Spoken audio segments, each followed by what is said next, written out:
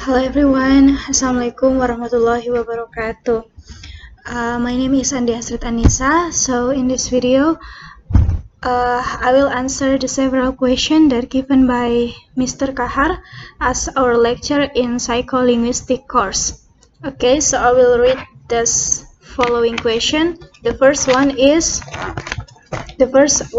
what do you know of language in linguistic perspective, language in discourse perspective, and language in psycholinguistic perspective? Explain the differences and the sameness in detail. Okay, so based on the knowledge that I get or that I have, the first language in linguistic perspective is one of the media or tool that humans use to communicate each other. Communicate, it means that the process of conveying message from one person to another. So to be able to communicate using language, human must have ability or knowledge in these areas. The first is sound system, second is word system, the third is structure system, the fourth is meaning system, and last is cultural system. Okay, and next, language in discourse perspective.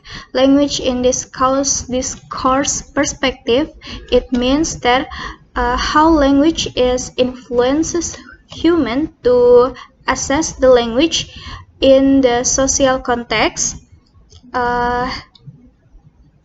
So language is used to express different point of view, how the language is used for, and how meaning is constructed in different contexts. And language in discourse perspective is divided into two main components. The first is form, the basic elements to form language, and the next is function that how we use language in our social context. Okay, and the next is language in psycholinguistic perspective. It means that object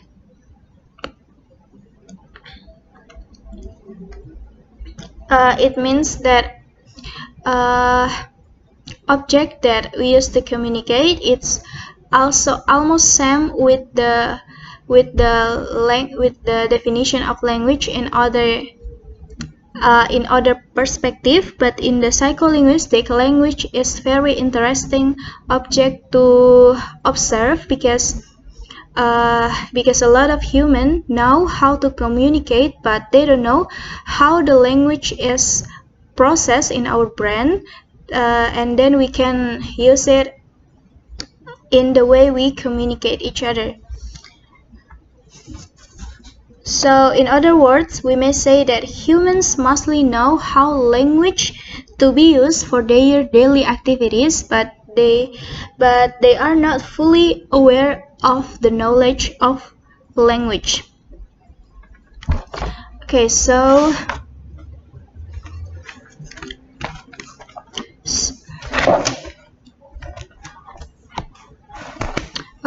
the difference from the point of view of three perspectives that defines a definition of language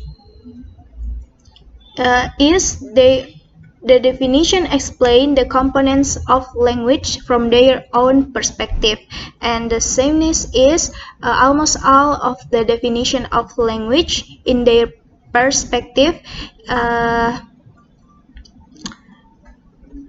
state the function of language as means as a tool of communicate by human. Okay, we move to the question number 2. The question is, in order to be able to produce speech, the mind goes through stage. What stage are they? What do human needs in order to be able to function the stage? Explain your answer. Okay, so So the answer is, in this regard, Leopold in 1989, the opinion that the stages of language production can logically divided into three main stages. The first is the conceptualization stage. The second is the formulation stage, and the third is the articulation stage. Okay, we'll move to the third question. Do you agree with saying that conceptualization needs semantic knowledge? Why? Explain the reason for your position and what are the functions of semantic knowledge for conceptualization. Explain your answer with example. Okay, number 3 uh, is asked about how semantic knowledge have a role in the way we communicate each other. Okay, according to Warren, 2013 argues that when we want to speak, we will start the speaking process with have a concept in our mind or abstract ideas or message that we want to convey to other people. This process then called as a conceptualization. The underlying meaning or abstract ideas is the representation of human is semantic knowledge. So that is knowledge triggering the initial production of speech which does not contain any language properties. Mr. Kaharuddin, 2021, defined it as a concept formulated in a speaker's brain when they have to start to speak with others. And this is influenced by several rules, including the first is decision about what we are going to say or what situation to say. The second is facts about the situation. The third is the consideration of special aspect of the message that need to highlighting or to be focused. And additionally, Warren 2013 believes that the semantic knowledge refers to two types of knowledge, namely semantical microplanning and the semantical macroplanning. So semantical microplanning and semantical macroplanning will be will have a detailed explanation in the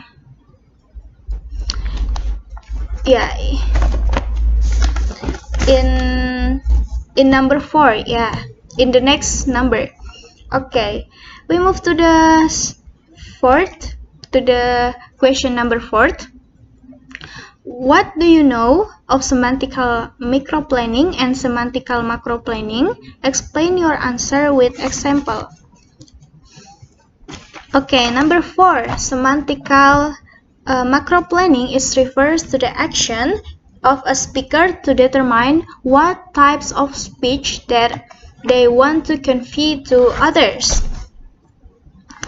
That can be an abstract idea or conceptualization to save in their brain or their memory.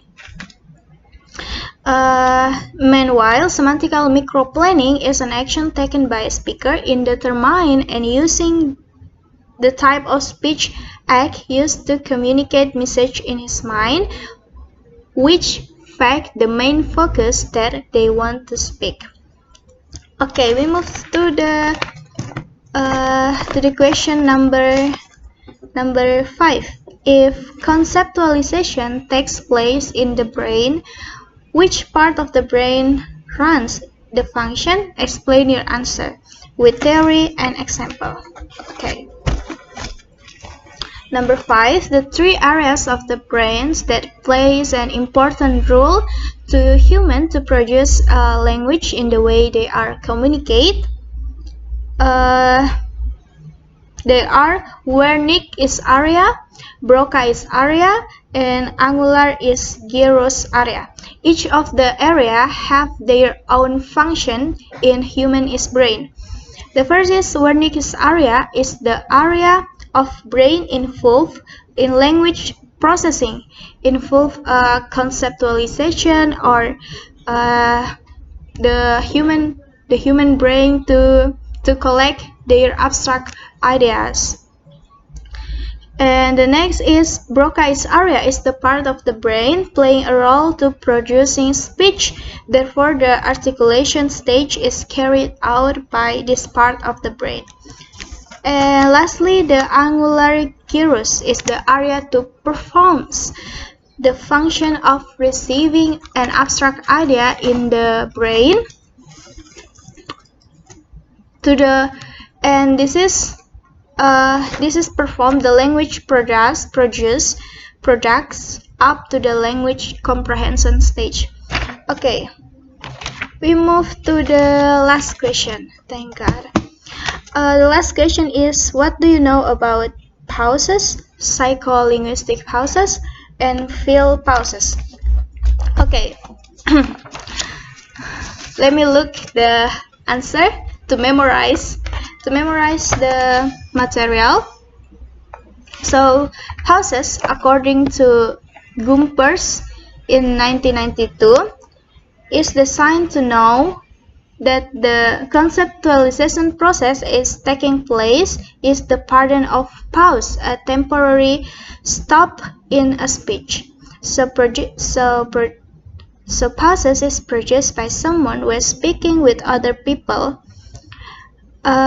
When someone pauses while communicating verbally, it means that mental process is occurring in the person's mind. In this mental process that produces mention or produce intention or message before someone starts speaking. So the more someone pauses, it is a sign that she or he have a lot of planning of words that they want to say. Okay, next is psycholinguistic pauses. Many studies show that minimum duration of a pause counts as a pause for conceptualization. Conceptualization is 200 milliseconds of equals to 2 seconds. And Warren 2013 say that pause which is used for conceptualization is called psychological pause. Okay, lastly is field pause. So everyone, field pause in several studies have shown that field pauses have different function from psycholinguistic pauses. In field pauses, the person make a field pause to gain time to search for words and to find the right words to show, and to show that the speaker has not finished their speaking. This is from Clark and Tree, 1993, and for example, field pause is included when others speaking and they are said like or like they don't have they are think about something they want to say, and they have a field pause in their process to speak. Okay, I think that's all for me. Thank you so much for the attention. I very apologize if there are any mistakes that I do when I speaking, especially for the structure, for the grammatical system. I know it's not perfect like native speaker, but I'm a student in English education. I'm still learning about that. So please support my video with with click your likes and subscribe. Thank you so much, and last I say wassalamualaikum warahmatullahi wabarakatuh.